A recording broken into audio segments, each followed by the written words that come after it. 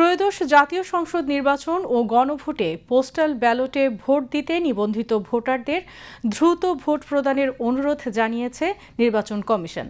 যারা postal vote BD mobile অ্যাপের মাধ্যমে নিবন্ধন করেছেন তাদের ব্যালট পাওয়ার পর ভোট দিয়ে যত দ্রুত সম্ভব নিকটস্থ পোস্ট অফিস বা ডাক বাক্সে হলুদ খামটি জমা দিতে বলা হয়েছে। আজ নির্বাচন কমিশনের এক বার্তায় এই বিশেষ অনুরোধ জানানো হয়।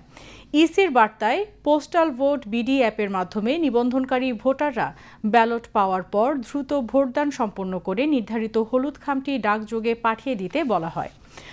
সংশ্লিষ্ট রিটার্নিং অফিসারের কার্যালয়ে আগামী 12 ফেব্রুয়ারি 2026 তারিখ বিকেল 4:30 মধ্যে ব্যালট পৌঁছাতে হবে।